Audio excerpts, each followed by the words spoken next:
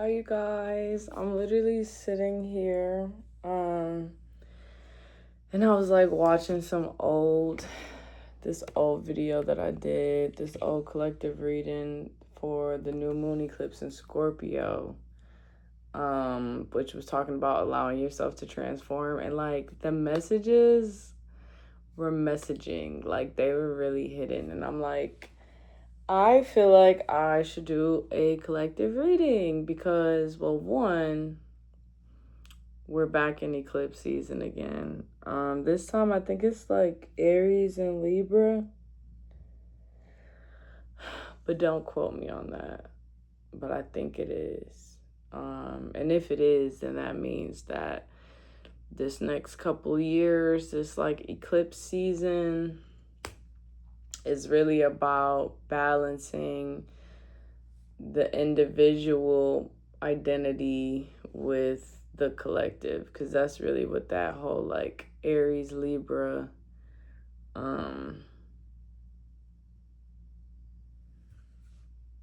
I kind of want to check. Oh wait, my laptop is right in front of me. Eclipse season 2026. Let's see. No, wait.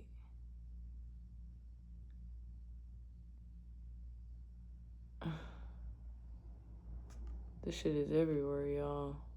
It says the one in February was an annual solar eclipse in Aquarius. It says the one in March was a total lunar eclipse in Virgo. Then it says it was a total solar eclipse in Leo. And then it says,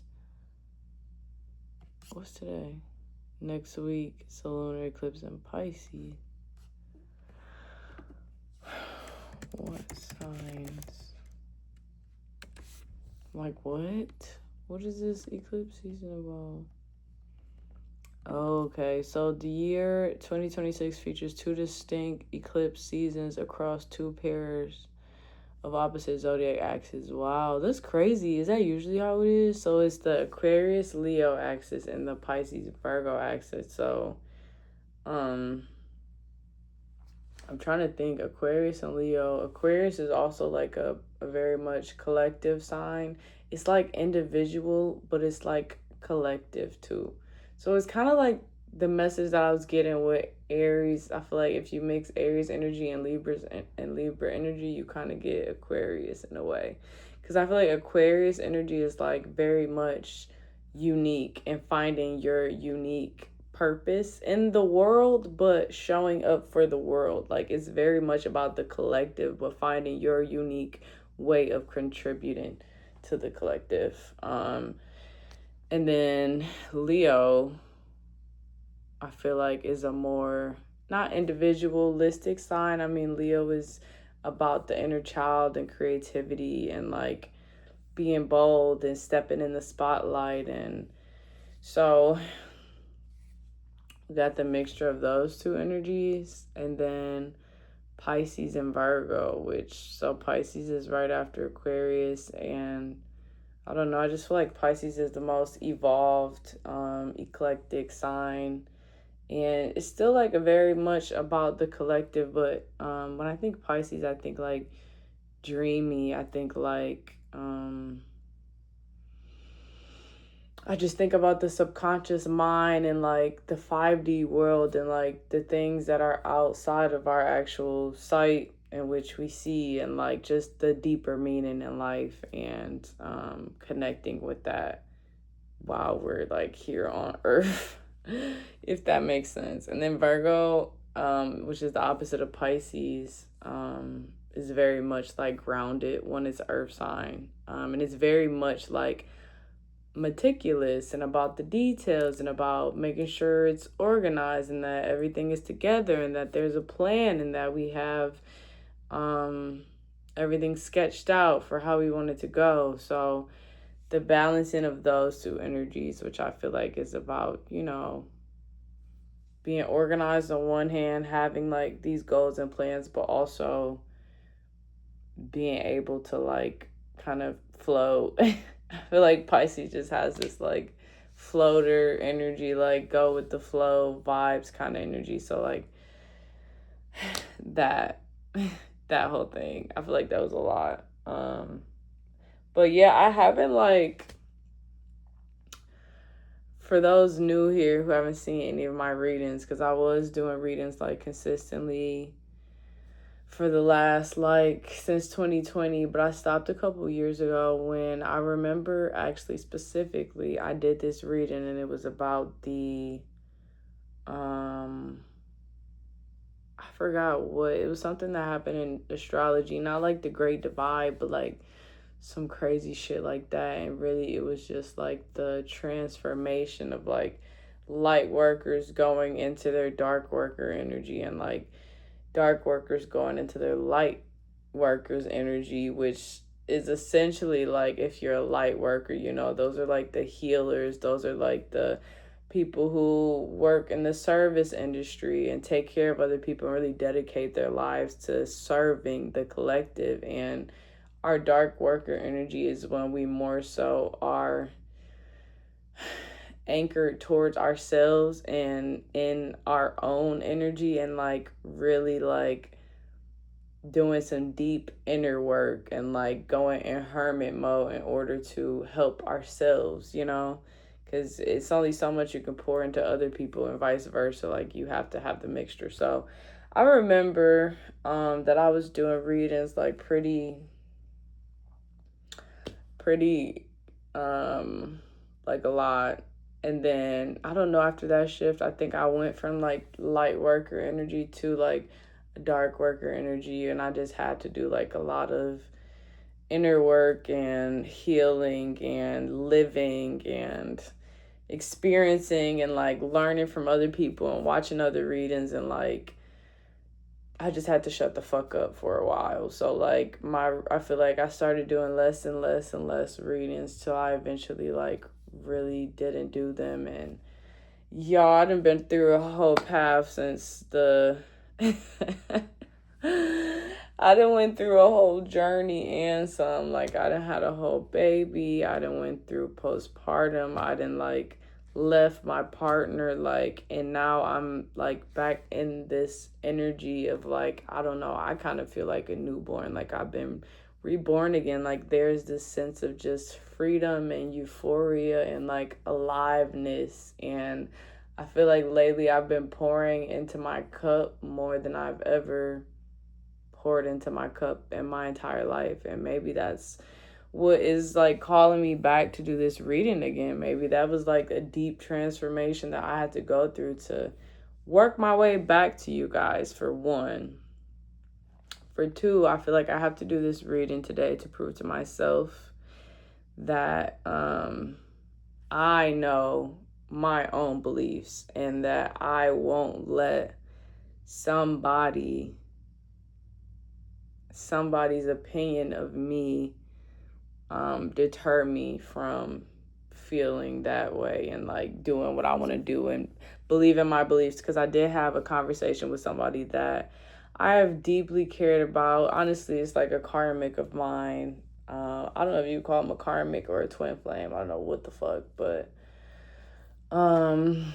we reconnected and we had a conversation. And you know, he got really into religion, which I've also been like on this journey of getting back to religion. Not that I completely left it, but I feel like that's a whole nother video. But essentially, being pregnant, I like started to read the Bible more and like downloaded the Bible app and was reading scriptures, and which I still do like every morning, every night. I'm on my Bible app, look, and during the day I'm watching my collective readings and my spiritual readings and tarot cards. And I really went through like a faith crisis because I'm like, do I have to pick a side? And a couple weeks ago, I was talking to my friend about it, and she was just like, I had that exact same experience. And I realized that Christianity with spirituality is called hoodoo. And like, that's actually a thing that a lot of people believe. And a lot of people are the same way. Like, they read the Bible and they read tarot cards. And like, you don't have to choose. This is your faith, you know? So, yeah, I think that was just a really good, like, reminder and eye opener slash like just a good conversation to, one, bring me back and ground me back in like my beliefs and like however that's evolving for me, however that works for me. And like, obviously I don't have it all figured out, and I just feel like regardless, I'm trying to find God in everything. So I feel like when I read tarot, those are messages from God in the universe. I feel like when I read scripture, those are messages from God in the universe. Like, I feel like God is all being and all knowing, and that I find God in multiple sources, and that's fine. So, yeah, for that reason, also, I'm getting back into tarot because it's not just because I wanted to, but I feel like it's to prove to myself that I choose me and my own beliefs as opposed to somebody who doesn't know shit about shit.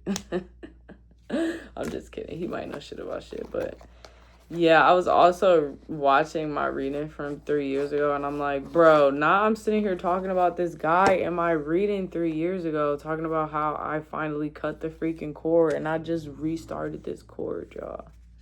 Crazy. Anywho. So yeah, we're gonna do a reading. I don't really know where this message is gonna go, but I feel like it's gonna do good because we're already at 11 minutes, and that's just been me catching y'all up on life and talking about shit that you may or may not agree with and resonate with. Maybe you guys have been going through some type of faith crisis. Maybe you needed to hear that. Maybe you guys have just missed my readings and me channeling the universe and God through my own voice. I haven't did this in a while, and I do like having these videos as a reference point for me to look back on life and just like resonate with. Like, I feel like there were a lot of people who resonated with it, so I'm not gonna apologize because I'm on my own journey like we all are. And I feel like whatever messages you guys have been receiving the past 3 years that I've been gone are the messages that you were supposed to receive. Like, everything goes how it should. So yeah, but I'm happy to be back, and hopefully this will be a consistent thing again. We'll see how it goes. But yeah, universe, ancestors, divine guidance, God, bring forth any messages that you deem necessary for the collective. I'm just gonna pray that you bring us something that we can resonate with and understand, and something that'll give us peace, enlightenment, and understanding. Thank you. Amen. Woman. Inshallah. Ashe. Little prayer. Trying to think what else has been going on. I feel like I was just thinking of a message earlier. I feel like there's been a lot of inner child healing that I've been doing, and like maybe that's a thing, which makes sense because it's Leo season. So I really just been finding like my joy and like the little things, and like trying to be the Hermit mode. Virgo season is coming. Should I do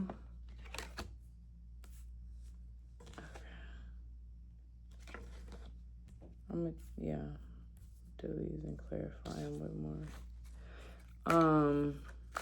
So yeah, I think Leo season is always a good time to just get in that bag, get in your inner child bag, find the fun in life. Especially like now that I'm a mom, I'm really working on my stress, and I'm finding like it's more difficult to be a mom when you're not having fun. Like, if you just find ways to have fun being a mom, then it's less stressful when you have like a toddler that's just screaming and running around everywhere. If you're just screaming and running around with them, like, so I'm just finding more moments of joy and like alone time to recharge, and like, really pouring into my own cup so I can be the most present mom possible, and like a great mom, and not an irritated mom, and not a mean mom, but like a happy mom. And I had therapy today.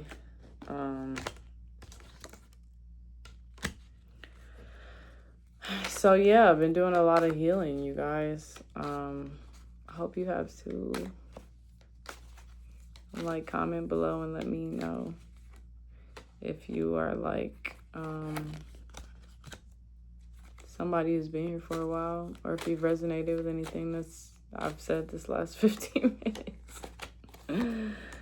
Oh, I feel like I do got some real ones out there who have like been here for these. So hi, I miss you. I miss this time that we like share together. And yeah, just get a couple cards to clarify the cards that we already have. And see, let's make it do what it do. 3 more cards. But yeah, I feel like a part of inner child healing also is like sticking up for yourself. I feel like things that make you angry, or at times where you feel like boundaries have been crossed and things have triggered you. Like recently something happened with me and my baby's father, and I'm like, it wasn't bad, but it was a little triggering, and I had to sit with it for a minute to be like, I don't like the way that made me feel. And I had to let him know, like, don't do that again. And it felt good, and that felt like me sticking up for my inner child, because as like a grown adult, I don't care that much about it. It's like, whatever, your opinion is your opinion. But if my inner child feels some type of way about it, if she's irritated, if she's triggered, if she's hurt, if she feels judged or mistreated, like, I'm gonna stick up for her.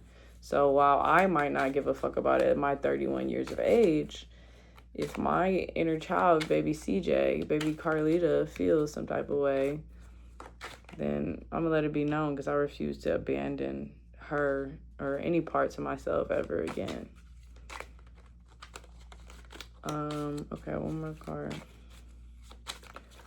And then we'll get into this. But yeah, y'all gotta set y'all boundaries for real. That might be a message for somebody.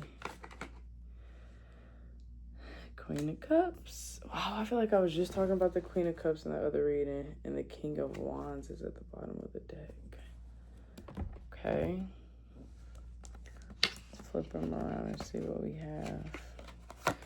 So we have the 7 of Pentacles in reverse, clarified by the Prince of Wands. Y'all know I still got my book, because I'm not like, expert yet. So 7 of Pentacles, the waiting game, but it's upside down.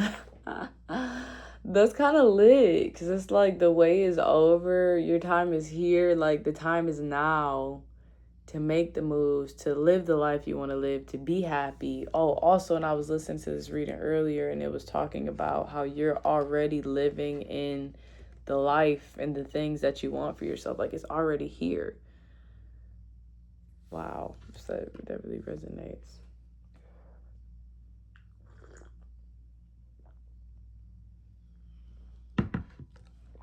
The wait is over. And then she was also talking about like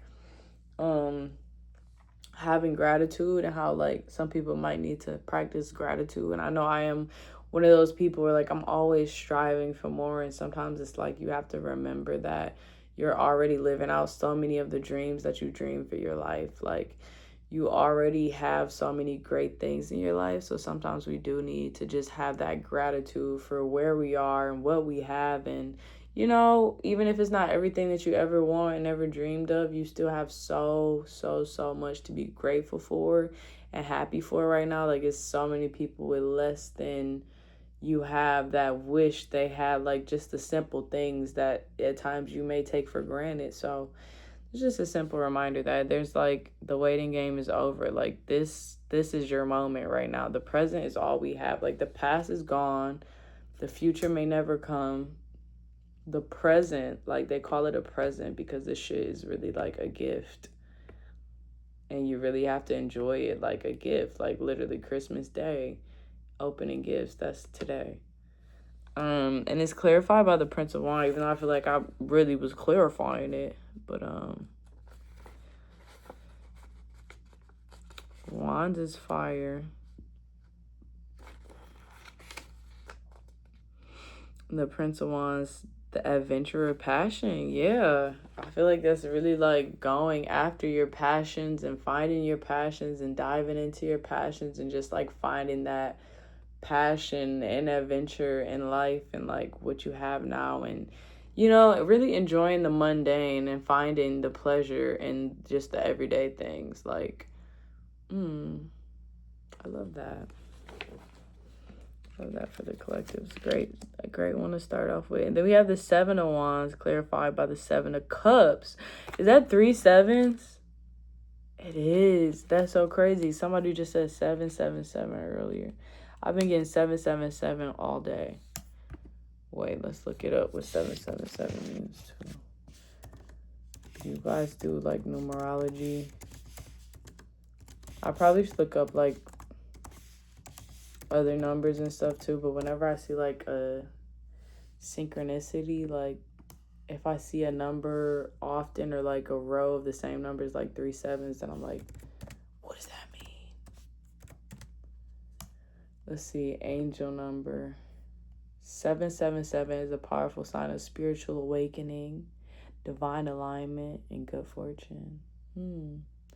Seeing this repeating sequence means your inner wisdom is peaking, your hard work is paying off, and the universe is supporting your current path. That makes me want to cry, y'all. Y'all don't understand. Like, I was really questioning my faith in like the tarot, and like I feel like that's really difficult when like you've believed in something for so long and then life kind of turns upside down when you're like, wait, like kids when they're like they've been getting money from the tooth fairy this whole time, and then the parents like, the tooth fairy isn't like real. It's like, what? Like, what have I been subscribing to?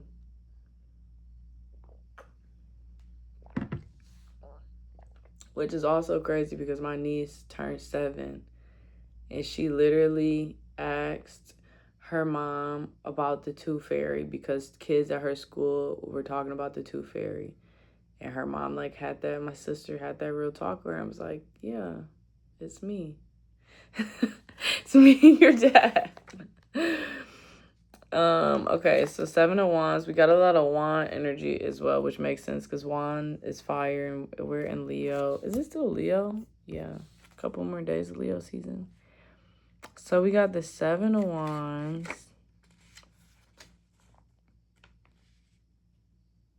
The heart of the warrior. This message is really like, I like where it's going. And then we have the 7 of Cups, which is water, which, I love some emotions in the mix. The power of the imagination. Wow, I really love that. That kind of makes me think about like Pisces season, like imagination makes me think about that. The power of the imagination. What was the 7 of Wands? The heart of the warrior, clarified by the power of the imagination. Wow, that's really deep. So like your heart deepening, or like your passions deepening through your imagination, like using your mind. They really say like what you think is what you, how does the saying go? It's my bedtime and I'm sipping chamomile tea. If you can believe it, you can see it. I can't think of what that, y'all know what I'm talking about, but basically how everything really starts from the imagination.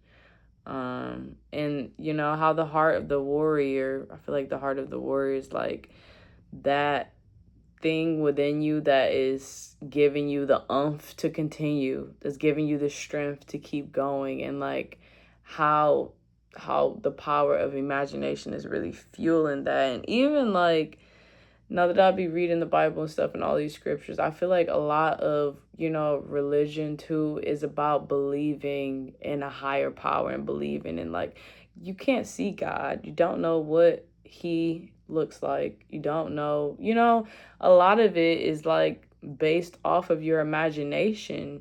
It's nothing that like, he's not going to come to your door and be like, hey, like all of it really is powered by your imagination and being able to like really believe that there's this higher power and this person that's looking out for you and that cares so much about you.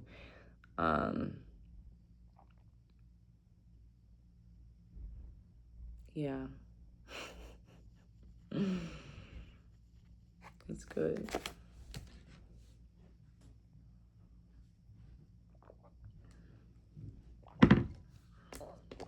Let's move on. Next we have the Queen of Pentacles. Love that. I'm an Earth girly.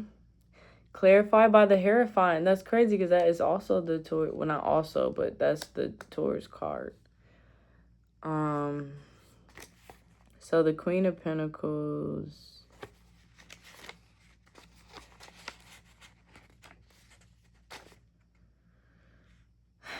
Pentacles is Earth. Where's she at?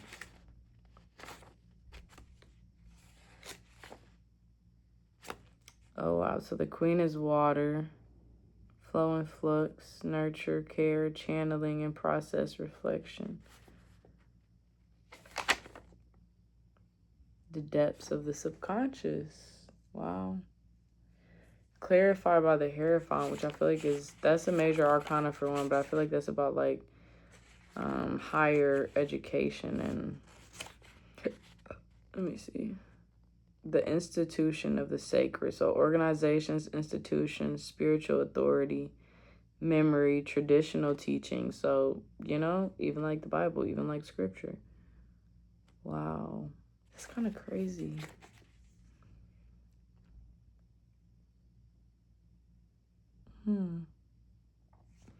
It's a lot about the subconscious. The depths of the subconscious clarified by spiritual authority, memory. I don't know. This message is giving me like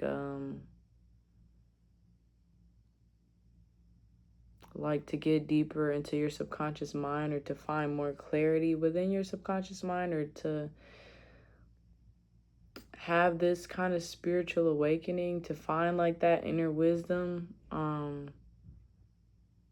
Like reading and researching, and you know it's crazy, my therapist too has been telling me like for months now to look up this lady. Her name is like Ayanla, and I told her today, I'm like, I'm gonna do it right now. Oh wow, she's an inspirational speaker and a lawyer. I didn't know she was a lawyer.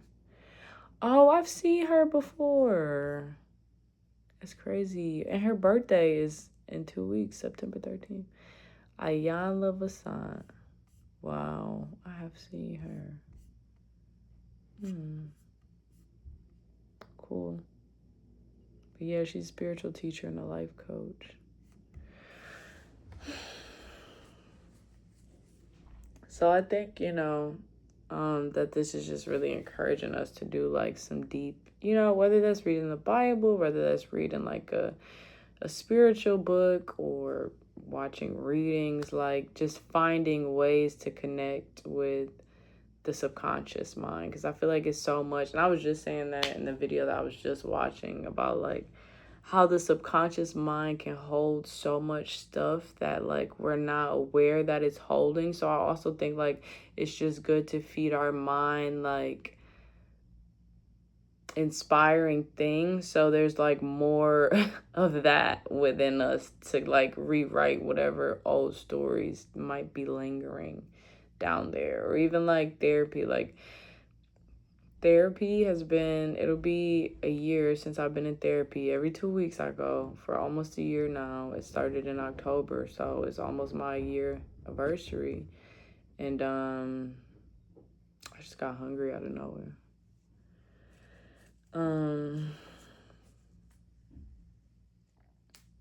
Yeah, it's almost my year anniversary of therapy, and I just feel like there are so many things that every conversation that I have with my therapist, it like awakens these things that were like submerged within my heart, within my body, within my soul, that I didn't know that were still there, lingering, just wanting to be seen and felt and released. So that might be like a sign for somebody to, you know, maybe go to therapy, maybe just find some more sources of like inspiration and comfort that feed your soul in ways that it might be needing in order to help you heal. Like I know I'm in a healing journey. I know I'm like unhealed as fuck right now. And I hate to say that because it's like such a mixture. Like I feel the most free and the most powerful that I've ever felt, but I also feel like the most unhealed and hurt and like angry and like it's just a crazy balance. It's like the ups and downs of life and like being able to hold space for two things at once. And like the duality of life and like I just know there's so much that I have to heal, and I feel like every like new thing that we go through that hurts us is in some way, shape, or form connected to like a deeper thing from the past. So yeah, let's move on because now we're at 30 minutes. So we have the Hermit, which I love because that's Virgo season, and that's all about like going within, which I feel like a lot of this message has really been about. I think the collective is really like finding ourselves and putting ourselves first and like really pouring into our own cups. Speaking of cups, it's clarified by the King of Pentacles. Which Pentacles again is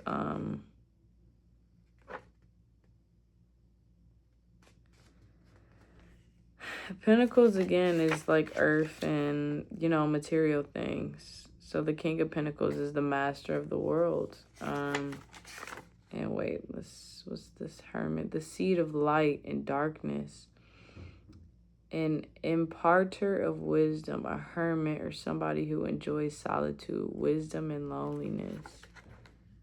And that's clarified by the King of Pentacles, which is the master of the world. That's kind of deep because it's like being able to be by yourself, to sit by yourself, to reflect by yourself, and like that power of being able to be good on your own is what makes you the master of the world. It's what helps you to do well in like actual life when you become like so in love and enthralled and happy with your own self and your own company, and you can sit with yourself, you can chill with yourself, and you just really enjoy your alone time, and like you can sit in your thoughts, you can sit in the dark, you can sit and meditate. Like when you can really sit by yourself and hold space for whatever that you need in each moment, I feel like you really do become a master of life.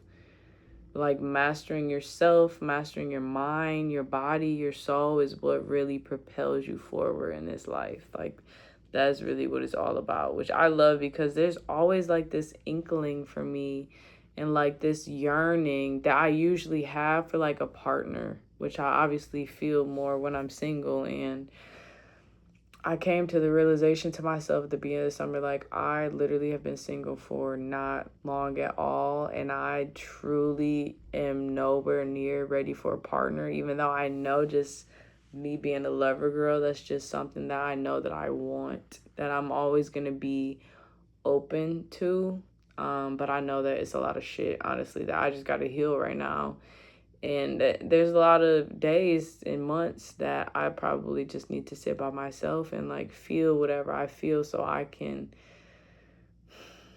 recalibrate. That's the word that came to mind. It's like I'm in a recalibrating moment. I feel like when you leave like a relationship or a job or whatever, like you need that time to kind of bounce back and get back to like your center before you can move on to the next chapter, because obviously love is going to come again, and when it does, I want to be like fully ready to like receive it and like hold space for it and like be kind. And like right now I just know I'm in like a vibe of like I'm gonna hurt somebody if I try to get there before I'm ready to get there, while I'm still healing and like in this unhealed as fuck phase. I will really hurt somebody's feelings, and that's what I don't want to do, especially like for my soulmate. Whenever he comes, I'm like, I'll be ready for you, baby, but look, I need a minute. Anywho, enough about me, but even though that might resonate for other people too, like learning to be by yourself. I feel like a lot of people hop, which I don't even think is a problem. When I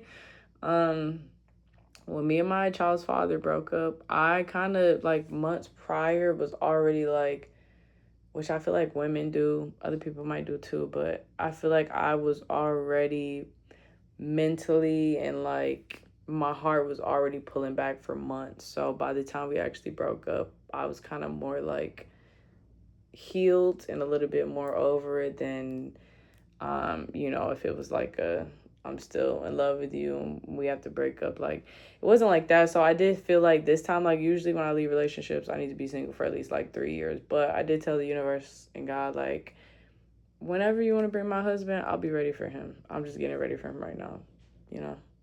But I'm not rushing the process at all. Like, I love my solitude, and I feel like that's something that everybody should love, because if you don't, then I feel like being in a relationship is going to be horrible, because you're going to be codependent, you're going to be clingy, and you're going to be insecure. And like, I'm saying this because these are all things that I've experienced, because I was trying to get that from my partner instead of giving it to myself in the past. And I feel like you have to be able to ground yourself and to like hold space for yourself in order to give anything to the world, like to a romantic partner, to your child, like to whoever. You have to have that solid foundation, really.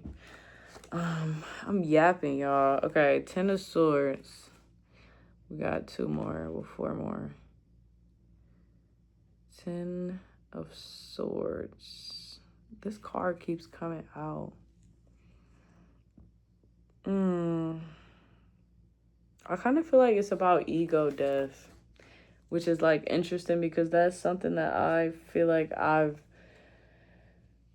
been through so many ego deaths in my life. And if you guys don't know, if you're not familiar with the term of ego death, I feel like an ego death is like something that we go through when literally our ego is like so hurt to the point where we have to just fucking transform. Like, I remember one time with like, this is the most embarrassing fucking story ever, let me tell you this. But me and my ex, 2 exes ago, mind you, I was young and dumb. I ended up going to this club that he was at, and I made out with one of my like female friends in front of him and like all of his friends. And I'm just thinking in my head, this is gonna be like hot and sexy, and really this was like the epitome of our relationship's failure, and like the ego death of a lifetime, because I don't know, it was just the most embarrassing, shameful like experience, one of the most ones that I ever went through. And it was really like a wake-up call for me to be like, CJ, what the fuck is wrong? Because you are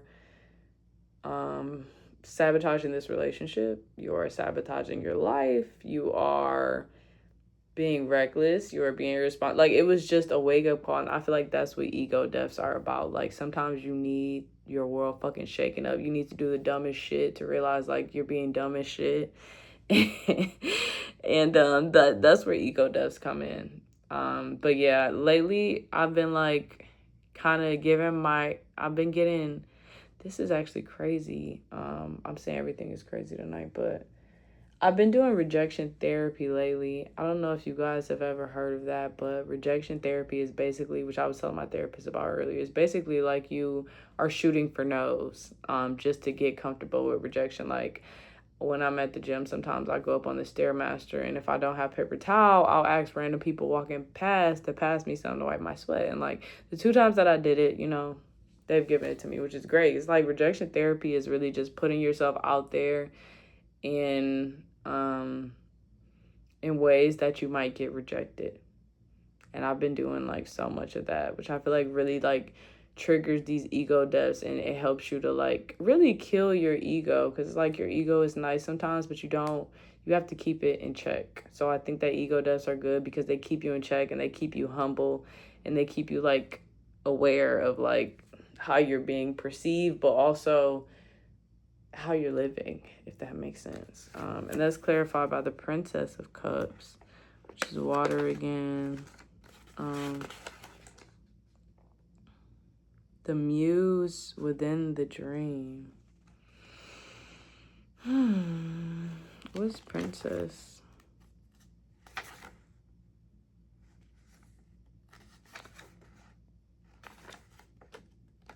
Trying to see, like, all the elements have all the like pieces have different elements. And then,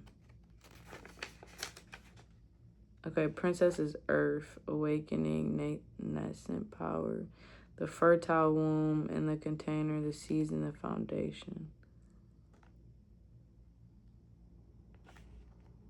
And then cups is like water, emotions. Water is the element of our emotions and feelings, as well as everything that connects us to others. It is concerned with our romantic relationships as well as our social ones. So ego death, clarified by the womb of the world.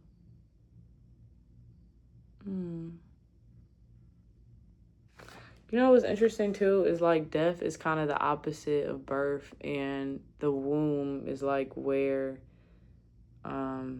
you know, we create life, like where women create babies in life. So that's an interesting juxtaposition there. And it kind of makes me think of like what eclipse season is all about, which eclipse seasons are really all about this balancing act and being able to see like both sides of the spectrum and to hold space for what each of those represent. Because it's always like the middle ground that you want to find. If you teeter too much to one side or the other is usually where you get off balance. But if you stay the course.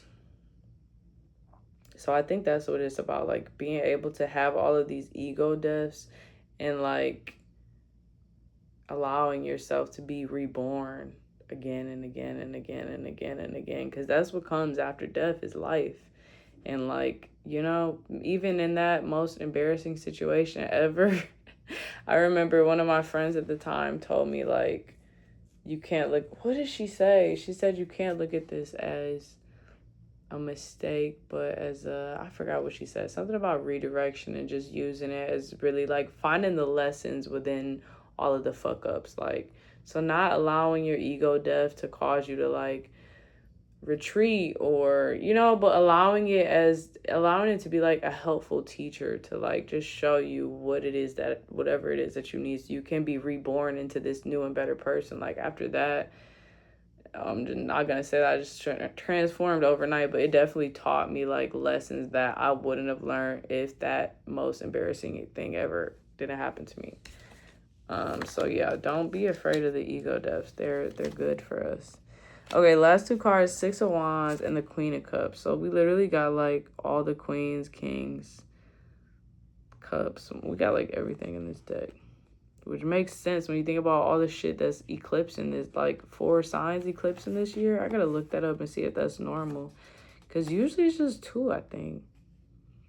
Which is like, that speaks a lot for itself. Like, we got a lot going on. So Six of Wands, the heroic return of the Sun King, which I love because, you know, the sun is ruled by Leo. And then the Queen of Cups, the depths of the subconscious. Thought we had the Queen of Cups already. Oh, there's the Queen of Pentacles.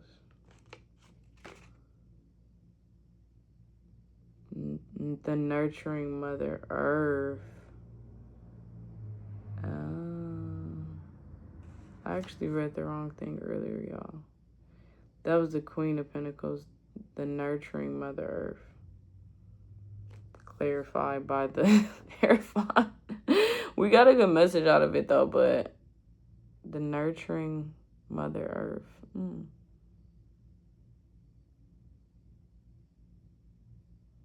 So maybe even still though, that's like being able to learn from nature, but also to learn from books and people. Like maybe it's that juxtaposition of sometimes you just need to go outside, sometimes you just need to read the book, but what if you go outside and read a book? It's like the mixture of all, you know, all these elements and things that can help you grow. Okay, Six of Wands and the Queen of Cups, which is depths of the subconscious. Heroic return of the Sun King. Which I feel like is really just like us returning to ourselves, us return to our lives, us return to whatever mission it is that God has set forth on your path and in your life. And it's clarified by the depths of the subconscious. So it's like now that you've done this inner work and you have like you know yourself on a deeper level and you're not afraid to go in there and feel these feelings and decipher all of these old things and habits and patterns, like now you can return so much better, so much stronger, so much wiser. I love that. This was a great message. I'm gonna wrap it up with, oh, I thought this was the other deck. Sorry. Thank you for giving us that, but I just want a little card for my phone dies.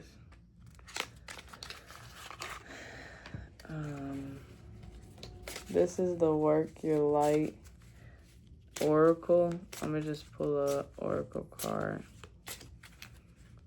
You're already doing it. Stop overthinking. Keep facing your true north.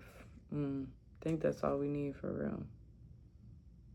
Wow, you're already doing it. So like the first message that said the waiting is over. It's here. You're already doing it. Stop overthinking. Keep doing what you're doing. You're doing amazing. I love you guys so much. I will catch you the next time that I'm called to catch you. And bye-bye.